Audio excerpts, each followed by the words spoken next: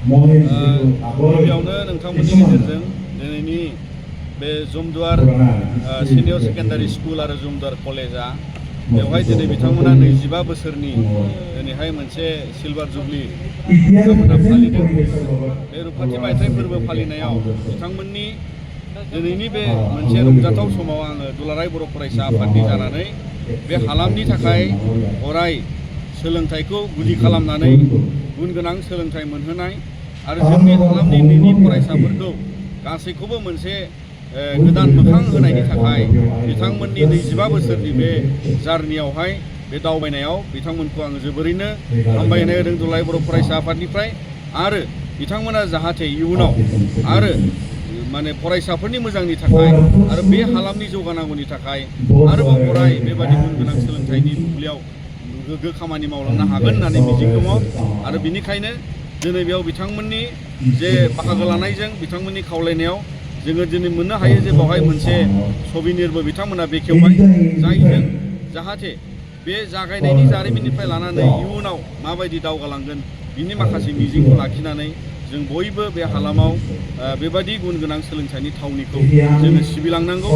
आरो बेखायनो जों फरायसाफोरखौबो लानानै जाहाथे फरायसा फंबाय बिनानाव बिथांमोनहा बेवहाय फैनानै गुन गोनां सोलोंथाइ लानांगौ, गाव गावनि गोसो माने बावहाय होनानै गोसो बावसोमनानै जिखिनि समाव बिथांमोना दानि समाव गुन गोनां सोलोंथाइ लानायनि थासारियाव दङ, बिथांमोना गोबां चेलेन्जेसफोर दङ, गोबां मोगा-मोगि दङ।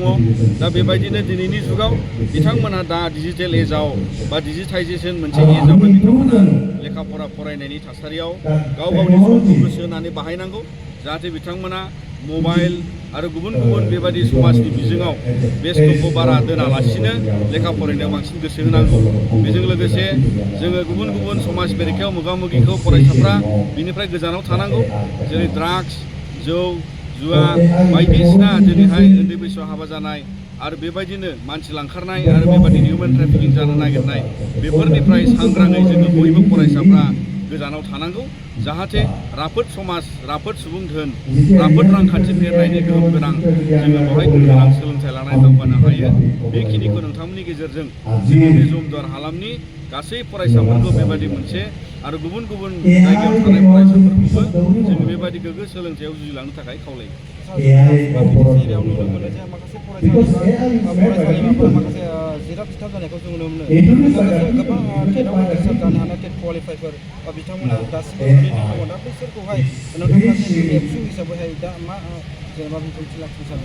सोलोंथाइ फसंथानफोरजों सोमोन्दो थानाय आरो दुलाराय बर' फरायसा आफादा जोङो जोंनि सोलोंथाइ फसंथानफ्रा फोरोंगिरिनि आंखालनिफ्राय उदां जानांगौ। बे मोनसे बायदिसिना ओनसोलाव जोंनि फरायसालिफ्रा बायला जिला माखासे दाबो दंबावो आरो बेबायदिनो जोङो मिजिंथियो जे रोंगौथि गोनां टेट पास जानाय आरो गुबुन गुबुन दिनै लवार प्राइमारिनिफ्राय लानानै सेकेन्डारि स्टेजसिमाव जिखिनि आंखाल जानानै थानाय, जि बेकेन्ट जानानै थानाय फोरोंगिरिनि मासिफोर आरो भेन्सार स्कुलनि जेंनाया दिनैसिमबो समाधान जायाखै, बेखौ बिटिआरनियावबो जुजियै दिनै बे बोसोरबा जाबोबाय आरो आसाम सरकारा दिनैहाय बिथांमोना बेबायदि माखासे खोथा होबोनाय लेखा दासिम 2025 अक्ट'बर दानाव माबा मोनसे खालामगोनखौ बिथांमोना बुंदोंमोन। दा बेखायनो जोंबो नोंथांमोननि गेजेरजों बेखौनो खावलायगोन, बेखौनो आसा खालामो जे फैबाय थानाय समाव आसाम सरकाराबो जोंनि बड'लेण्डआव जानानै थानाय टेट क्वालिफाइडनि रिक्रुटमेन्टनि बाथ्रा बेखौ जाहाथे गोदान बिटिसि सरकारा बिनि सायाव बिफाव लायो आरो बेबायदिनो जोंनि सोलोंथाइखौ आरोबाव गोजोर खालामनो थाखाय बयबो खामानि मावगोन होननानै मिजिंथियो।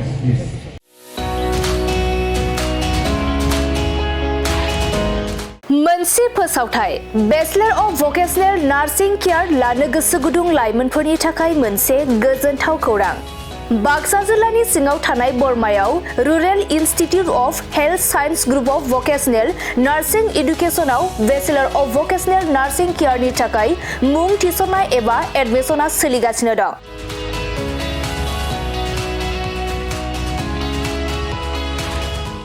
बे बेचलर अफ भकेशनेल नार्सिं केयाराव मुं थिसननो थाखाय फरायसाया जायखिजाया स्ट्रिमनिफ्राय एचएस आनजादखौ उथ्रिनाय जानांगोन। लोगोसे बे बेचलर अफ भकेशनेल नार्सिं केयारनि सार्टिफिकेटनि भेलुआ डिग्री लेभेलनि समान आरो बे डिग्रीखौ scope global skill university Bhopal Madhya प्रदेशनिफ्राय होनाय जागोन। गुबैयै भकेशनेल नार्सिंनि सायाव बे bachelor of vocational nursing care कचिंखौ होनाय जायो आरो बे कचिंआ जोबखांनायनि उनाव नोंथाङा सरखारि साख्रि, कर्परेट साख्रि आरो प्राइभेट साख्रि मोननायनिबो सुबिदा दं। बिनि अनगायैबो बे कचिंआ जोबखांनायनि उनाव प्लेसमेन्ट साख्रिनिबो सुबिदाखौ नोंथाङा मोननो हागोन।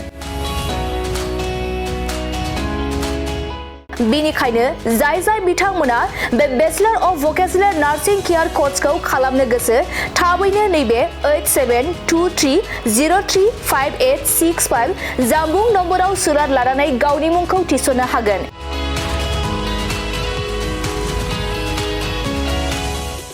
खुलुमबाय, आं नोंथांमोननो दिनै बे भिडिअनि गेजेरजों जोबोर मोजां मोनसे खौरां फोसावनो थाखाय लाबोनाय जादों।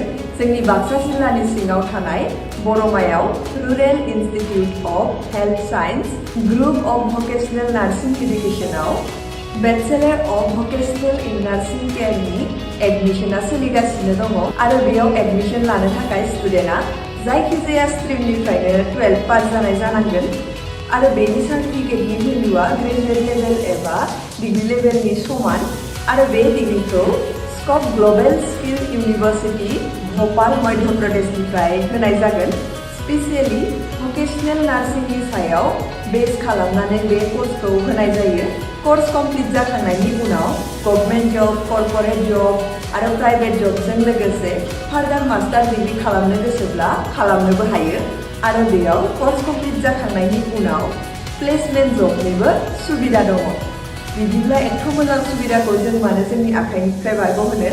जाय बिथांमोना बे कर्सखौ खालामनो गोसो होनाय नाम्बाराव थांनानै थाबैनो कन्टेक्ट खालामदो आरो गावनि सिटखौ बुक खालामनानै गावनि फिउचारखौबो ब्राइट खालामदो। Thank you.